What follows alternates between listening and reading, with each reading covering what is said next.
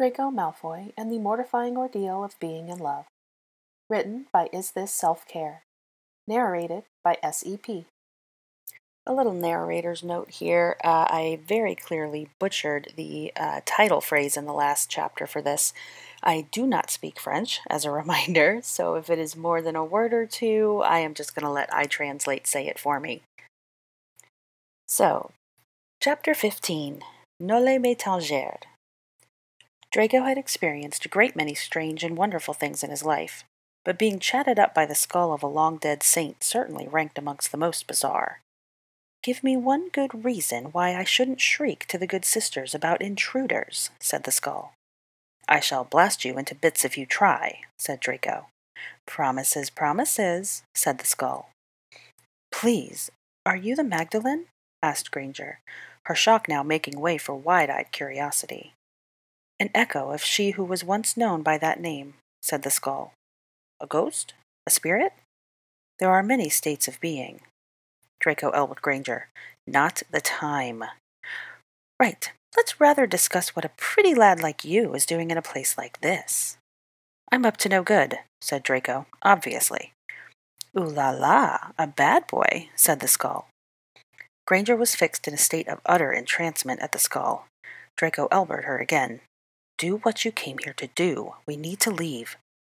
Granger seemed to come to. "Right, I have to, but—" There were voices coming down the passageway. "We've got company," cut in Draco. "Set off your charges." Granger raised her wand and muttered harsh words of ancient runic. Draco felt gooseflesh rise on his arms as his magic washed over her. 5 brilliant sparks burst out of her wand and whizzed down the passage to detonate their counterparts. There was a moment of pure, perfect silence. Then the crypt, the passageways, and the grotto were rocked by explosions. Screams echoed distantly.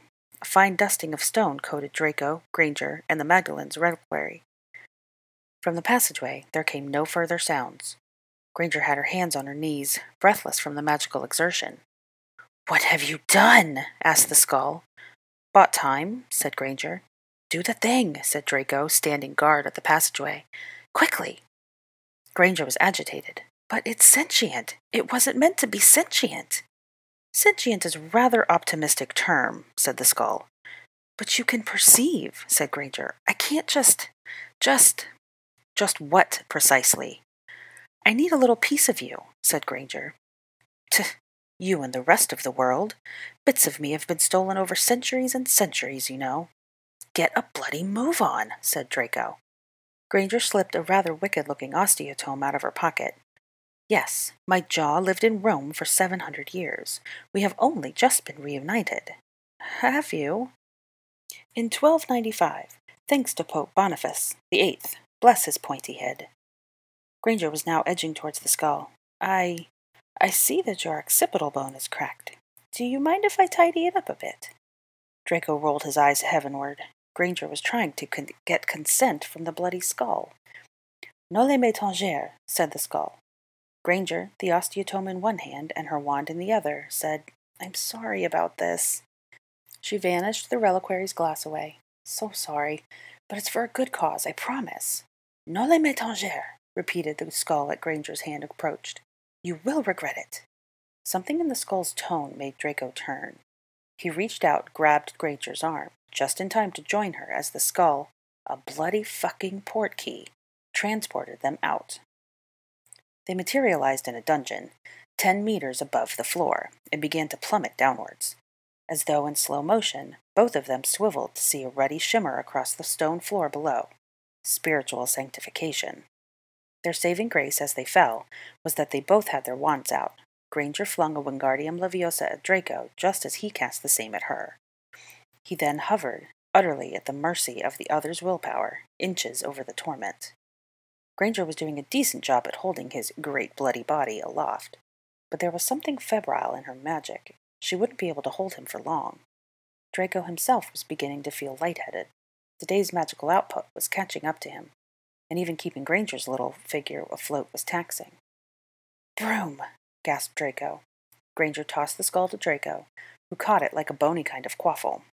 She pulled out the broom. In a feat of awkward, floaty acrobats, she got a leg over it.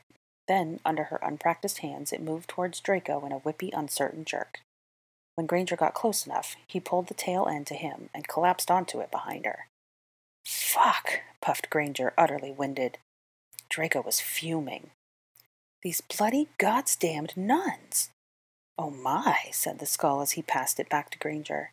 "This hasn't happened since the Dark Ages. What a thrill!"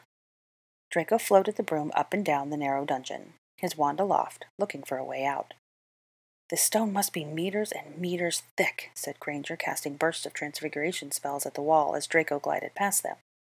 "I can't do a thing past the inside layer." "We could try to brute force a few bombardas," said Draco, "but that would drain us both, and who knows what's on the other side." "Oh, about 50 enraged sisters," replied the skull. "They'll have sounded the alarm by now and all flown back up here from the solstice." "Ooh, I hope you don't meet the prioress, my dear.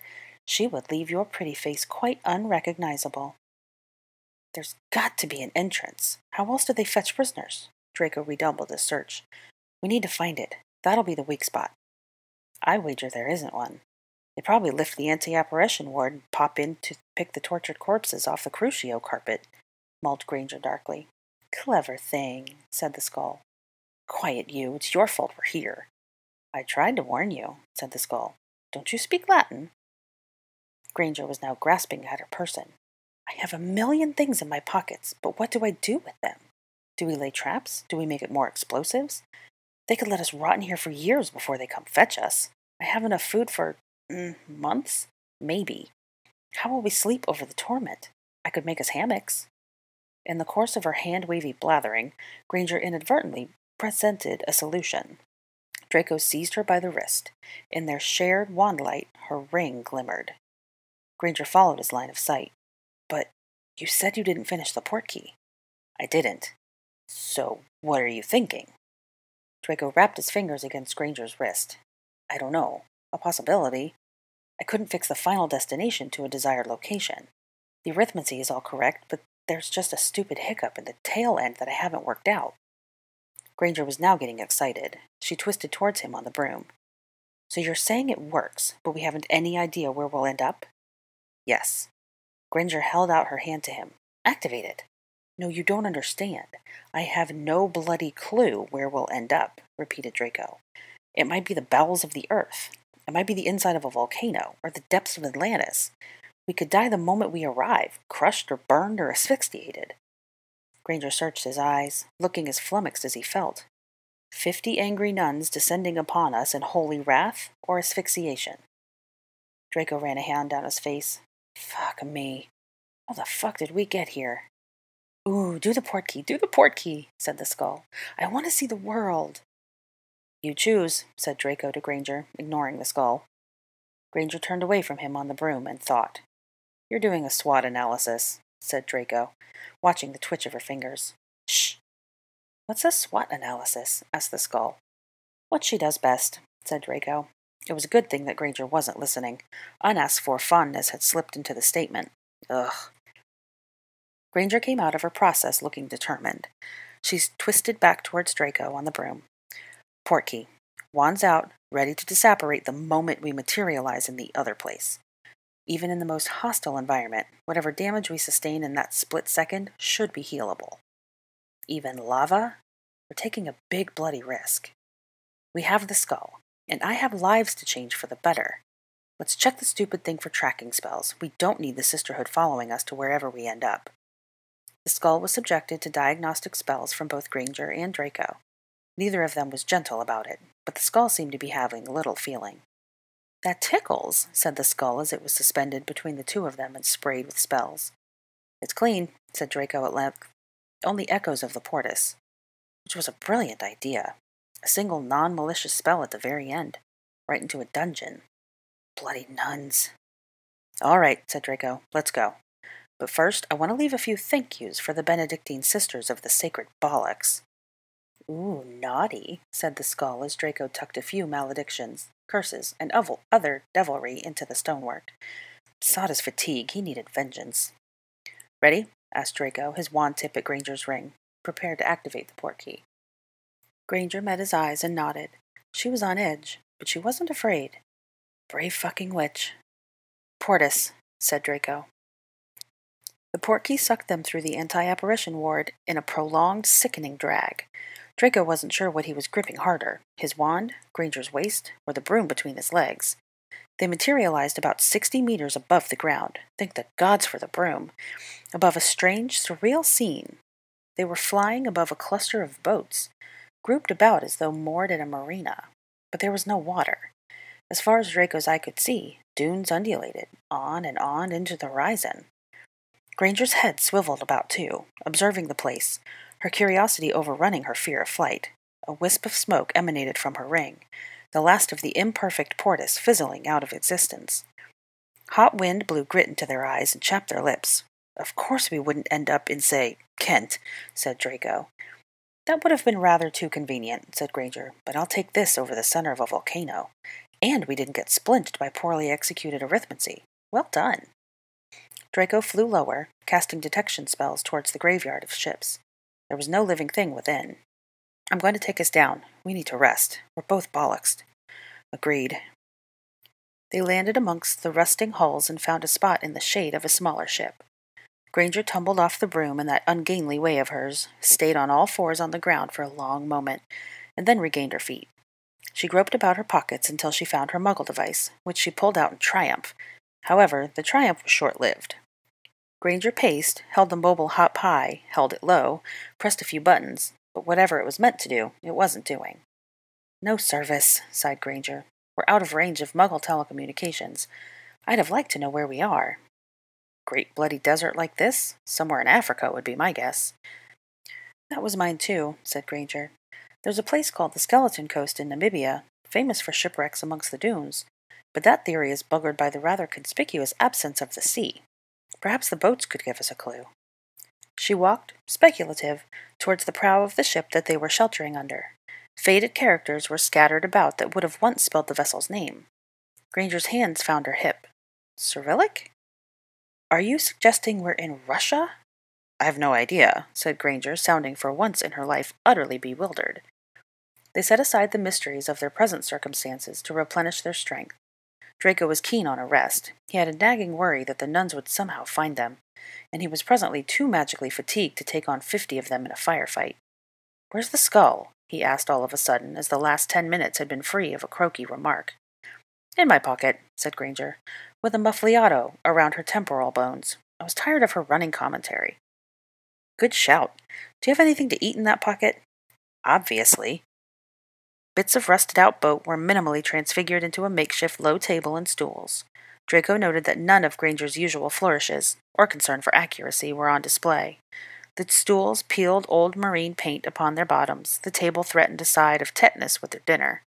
Granger was tired. And yet she still managed to surprise him. Fishing things out of her extended pocket, she placed the makings of a real meal on the table. A baguette, pâté, and various cheeses were laid out. Then came an assortment of charcuterie, some cornichons, and olives. A container of spiced aubergine salad followed. She surveyed the table. What am I missing? Oh, the drinks. Bottled water, grossly overpriced, and a bottle of white wine. No idea if it's good. The bottle was pretty. Followed. The Granger passed Draco the wine. Would you chill this? We might as well do the thing properly. Draco passed several cooling charms over the bottle. Right. At least I can feel as though I've contributed to something to this repast. It was nothing but a throwaway remark, but Granger took it seriously. She frowned at him. Contributed something? Malfoy, today would have been impossible without you. I wouldn't have taken a wrong turn at the first hallucinatory staircase and ended up in an oubliette forever. And if I hadn't, I'd be demonically possessed, or very dead. You know the counterspell to every sodding thing we encountered. You curse-broke your way through a labyrinth, and that hasn't been penetrated since the Dark Ages. You half-assed a portis on this ring, and it bloody worked. And we're here, and alive, because of you. You were— Here she paused and searched for words, and seemed to grow self-conscious. You were extraordinary, she finished quietly. She cleared her throat, avoided his eyes, and busied herself with the wand. I'll conjure some glasses, shall I? As for Draco, he said nothing, because he was wrestling with a swell of pleasure at this slew of compliments, and amusement at Granger's discomfort, and what it felt like the warmth of a blush at his cheeks, Only he didn't blush, because he was Draco fucking Malfoy, so it was probably sunburn from this damn desert. "One last thing before we eat, if you don't mind," said Draco, opting to violently change the subject. Granger looked up. "What?" "Finite incantatem," said Draco, pointing his wand at her. Her hair, and a lank blonde ponytail, returned to its full brown curls. Her eyes, growing warm and dark at the glamour unfaded, flashed her amusement at him. "Shall I do you?" "Do." "Excellent. I'm a little tired of the merkin. Finite incantatem." Draco felt the quiver of her magic through his hair and the caress of it across his eyes. It felt perhaps even more intimate than a touch would have been. He ran a hand through his hair. "Less pubic wiggy?" Shrugged Granger, but she was holding back a smile. "You can just say my hair is magnificent, you know," said Draco. "It's adequate for a wizard who just broke into a crypt and fled from nuns. Shall we eat?" They ate and drank and rested, and began to replenish their depleted magical energies. Draco shared his shock that Granger was able to put together a meal not compromised of tuna and cheesy whatsits. Granger said that she had a packet of cheesy whatsits in her pocket just for him, since they lingered so powerfully on his psyche. Draco asked if she had a few cat hairs, too, to complete the experience. Granger said, of course, and plucked 2 out of her pocket, wafted them in Draco's direction. Draco said thank you. He felt quite at home now, and also would there be banoffee pie for dessert? He'd half expected Granger to produce one, but she demurred. The village's shops didn't carry those. Her dessert offerings were more of those marzipan-stuffed dates, dried figs, and apricots. "You know," said Draco as he chewed on a date, "we could ask the Magdalene if she brought this recipe over after all." "Oh," gasped Granger. And then, after half a moment's thought, "Let's." The skull was summoned out of Granger's pocket, and the muffliato was dismissed. "Hello, what's this?" asked the skull, its shadowy eye-holes gazing at the ship's hull. "Are we at sea?" "No," said Granger, "but would you settle a line of enquiry for us? Did you bring the recipe of marzipan-stuffed dates to France from the Holy Land?" A date was held in front of the skull for illustrative purposes. "What is that? A clam?" "Well, that settles that, then," said Granger, eating the date. "You have restored the honor of an entire nation," said Draco to the skull. The skull's attention turned to him. "Oh, it's you. Do you know, I was just thinking that you'd look better as a blonde."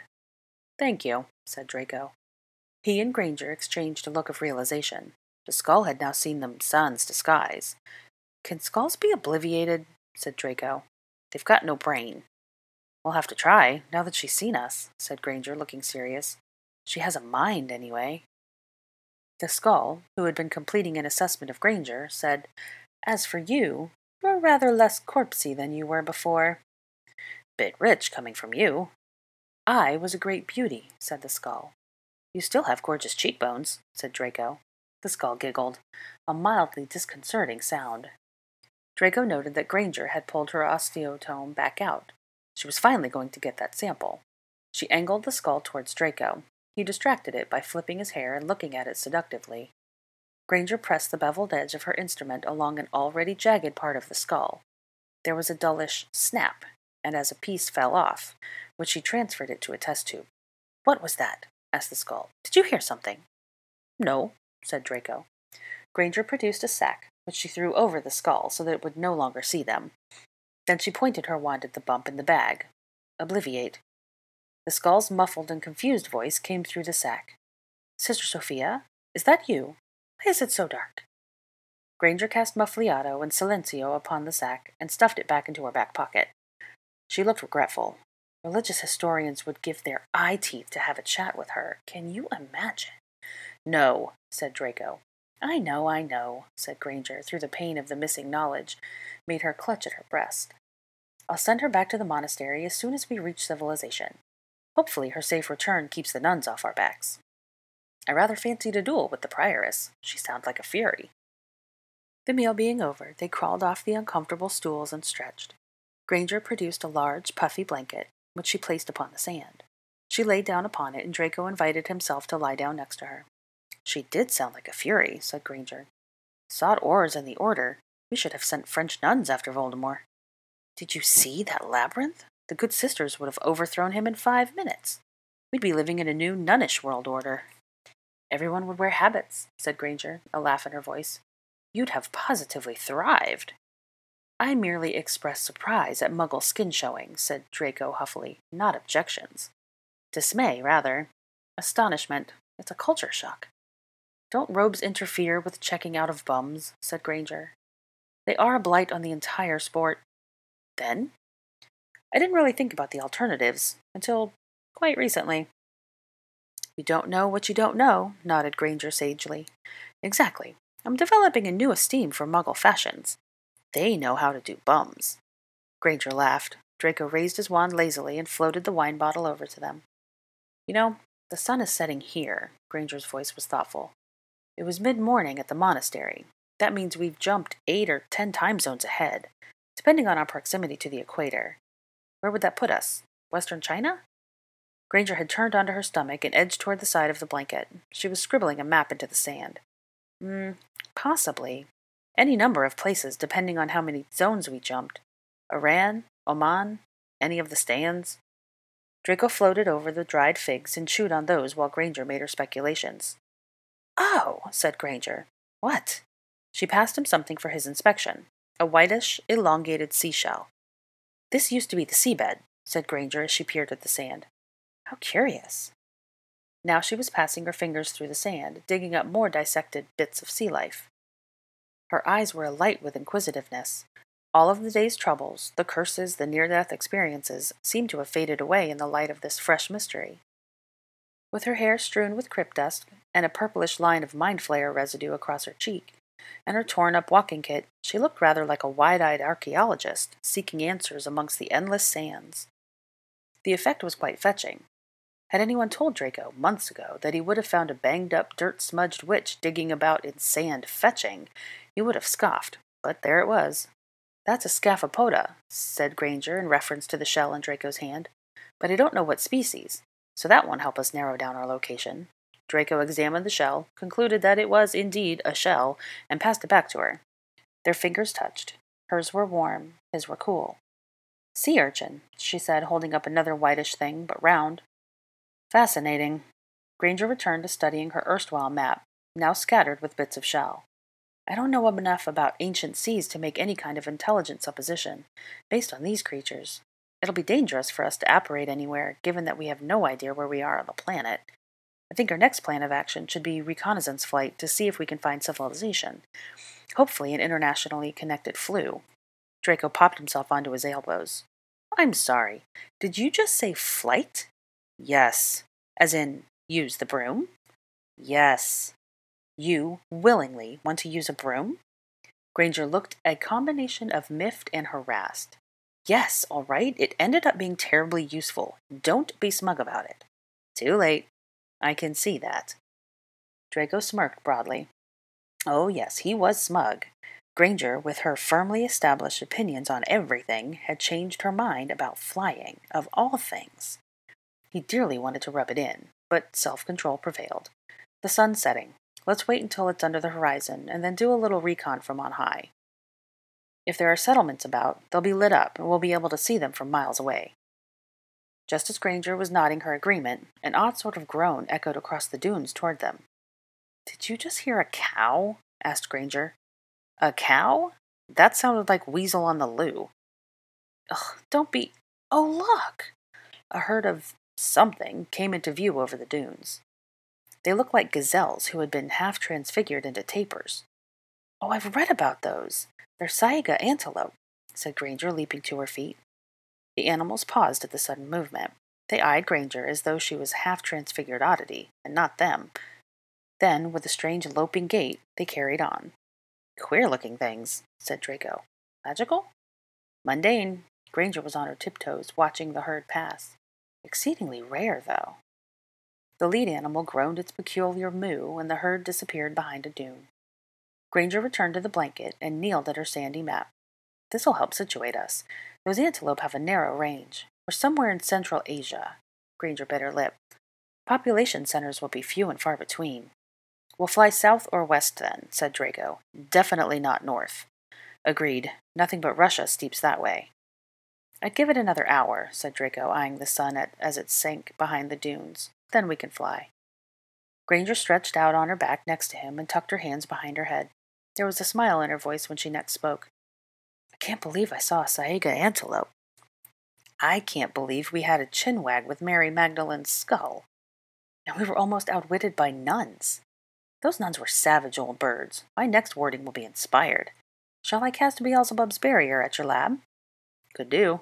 A spot of demonic possession would inject some vim into Trinity's halls. Soon the sun was nothing but a golden memory, reflected in the firmament. There was no birdsong in the desert. All was quiet, save for the plaintive whistling of the wind amongst the rustled-out halls. The wind quieted as the world darkened. The moon emerged and painted the dunes a silvery white. Then, in the black stillness above them, constellation after constellation of stars glimmered into being, and galaxies, and nebulas innumerable. Draco had never seen a sky like this one, so light with its own brilliance, shimmering with the mighty mysteries of worlds far away. Together in awed silence, Draco and Granger observed the whirling radiance above. Their hearts felt strangely full and their troubles small and distant under such living skies. Neither Draco nor Granger had planned for a nap, but magical exhaustion took its toll and knocked them both out for 2 hours. On the bright side, Draco awoke feeling positively rejuvenated and ready to take on 100 nuns, should circumstances require it. Granger, as she uncurled herself, also looked reinvigorated. A few lively wand waves packed up or erased all traces of their passing, and then it was time to fly. There must have been eagerness on Draco's face because Granger held the broom from him and said, Just because I think it's a good idea doesn't mean I'm going to enjoy it. Making me scream in terror is not the object of this exercise. I would never, said Draco, feigning offense as he set aside nefarious plans to do just that. Granger, with a look of profound mistrust, passed him the broom. Draco mounted, and then he angled his way towards her for her to hop on. She twisted her hands together, took a deep breath, muttered about bloody brooms, and finally clambered on. You do better when you don't have time to think about it, remarked Draco as Granger wedged herself between his legs, like in the crypt. Imminent death does push slightly less imminent death out of your mind, said Draco with a tight jaw. Draco cast the usual assortment of windbreakers and warming spells. Ready? No, came the strangled response. Just go. Draco did not wait to be told twice. He kicked off with a will and an eager to get lost in the skies and their millions upon millions of stars. The post-apocalyptic scene of the corroded fleet of boats grew smaller and smaller, until the hulls were mere specks below. As they reached flying altitude, Draco reveled in the views. There was no sea here, but an ocean of silver dunes undulating without end all around them. Above, long lanes of stars streaked, gates to strange eternities. It was awesome in the true sense of the word, and filled Draco with profound wonder. To his surprise, Granger had her eyes open. She breathed out a single, stupefied, wow, and then went silent. Draco struck a southern-east course. His broom hummed under him, wanting to be given its head as they flew, but this broom, the newest model, was the quickest in Draco's collection, and he dared not go faster than he already was. Despite the wind-breaking charms, Granger's ponytail had half unraveled and was having its way with his face, and of course the witch herself would kill him upon landing. After a time, Granger asked, Why's the broom buzzing at us? Her question was laced in unspoken fear of malfunction. She wants to go fast, said Draco. There was a pause. Then timidly Granger asked, How fast? Draco gave a moment's thought to his answer, which took the form of a question. How fast does your car go? I've broken 200 kilometers per hour, in Germany, mind. Draco did not understand why Germany was relevant to this statement. We can do 200 on the broom, said Draco, if you're game. Draco knew Granger's body language enough now to see that she was torn, even without a view of her face. This is a bloody big desert, she said after some musing. It is? We've been flying for 20 minutes and we haven't seen a single sign of human habitation. Correct. We'd cover much more ground at speed. We would. Granger straightened up between Draco's arms. Let's do it. Cast a few more windbreakers. I'm going to need something for my hair. Which was excellent because between Granger and her cat, Draco had now ingested enough hair to last the week. He slowed them down to cast his spells as Granger coiled her ponytail into a plait and tucked it into her top. Granger's voice tightened by nerves. Don't accelerate too fast or I shall fall. You won't fall. I'm holding you. I know. It'll be just like we were in your car, said Draco, edging the broom up to speed. My car has seat belts and is solid on the earth. Granger's statement gave way to a shriek as the broom surged ahead. Draco wondered whether he ought to slow down, and then he realized that the shriek had turned into a delighted, adrenaline-filled laugh. The speed had Granger half enjoying herself, half frightened out of her coherent thought. Now we're getting somewhere, said Draco as the dunes turned into a silvery blur below them. Oh my God! You are keeping an eye out for lights, aren't you? Ugh! Good. They streaked across the desert, meteoric. Draco wished for a shooting star so they might race it. Since Granger was doing so well, he gave the broom her head, and she spiritedly jetted forth even faster. And now the dunes were a silver radiance below, and the stars were a dazzling whirl. He held Granger tightly, partially to keep her safe, partially because he wanted to, partially the feel of it was enjoyable. The holding of his slightly mad, brilliant witch, who passed for weekends skylarking about crypts, and who provoked him at every turn. She was warm between his arms, and she smelled like travel dust and adventure and exhilaration. The whole thing was mad.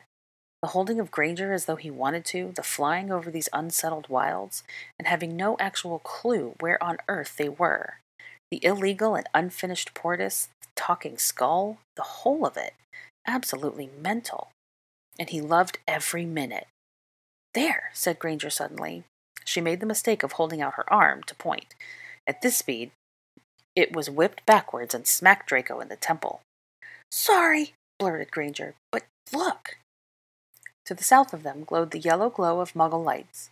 At first they dotted the sands here and there, and then they began to form long, parallel lanes, roads. A city, said Granger. Draco flew them lower and slower. As they slowed, Granger cast disillusionments on the both of them, lest a Muggle be stargazing on this night. They skimmed the rooftops now, looking for more clues on their location. Signs across shop fronts were in Cyrillic and oddly Arabic, with what looked like Korean thrown in to confuse any lost witches and wizards as much as possible. Granger asked Draco to slow down further so that she could consult her mobile, now that she had reached civilization. Tashkent, she said. Bless you, said Draco. No, it's where we are. We're in Uzbekistan. My word, said Draco. That's a step off the beaten path. This is excellent. There's a British embassy here. There'll be a Muggle consulate tucked in there with them. We'll be able to flew home. With that, Granger's mobile began peppering directions out to Draco, which led them to the roof of the British embassy, which was closed for the night. Draco broke them in and sniffed out the consul's chambers. He was the only trace of magic in the entire building, and they startled the poor wizard awake. Draco intimidated the consul into lighting the international flu, despite their lack of any kind of documentation, and Granger obliviated him, and Draco cast sleeping charm on him, and then they were whisked back to London by blue flames. Draco reflected that he and Granger made a rather decent team. They were spat out on British soil 20 minutes later, after the longest and most dizzying flu journey that either of them had ever experienced. Draco rolled out of it, Granger plopped down bonelessly. Then, on the cold floor of the London warehouse that served as the arrivals platform, Granger laid herself down and did not move. Draco, who generally fared better than her in all things spinny, had a look about. His knee was stinging at him, unhappy with the way he'd landed on the concrete. They've put in a line of domestic flu hearths, he said, returning to Granger's limp course. We can each flew straight home. Shan't, said Granger. Draco came to stand next to her and contemplated her greenish mien. You look ready to be sick. I feel it, said Granger. It's one more little spin in the flu. Go away and leave me to die, came Granger's feeble voice. Draco, who fancied a hot shower and a nap, was moderately tempted, but leaving his principal queasy and utterly blown on the floor, unfortunately contrary to protocol. Haven't you some potion to take for nausea? If I so much as smell a potion, I shall decorate this floor with ambergris and— Shh, said Draco. Footsteps were ringing across the warehouse. Draco knelt beside Granger. There's an agent coming, and we haven't got an explanation for how we just got spat out of a Tashkent with no papers or a stamp from the council. We have to go. Shit, said Granger, raising her head weakly off the floor. They'll find my extension charms if they search us. And we've still got the bloody skull. That's a stolen artifact, not to mention precious enough to spark an international incident. I heard an arrival, I tell you, came a man's voice. Impossible, came another. There's nothing scheduled till Istanbul at past. Granger held her arm out and whispered, "Disapparate us." "Where?" "Bloody anywhere." Draco grasped her arm and disapparated as quickly as he could.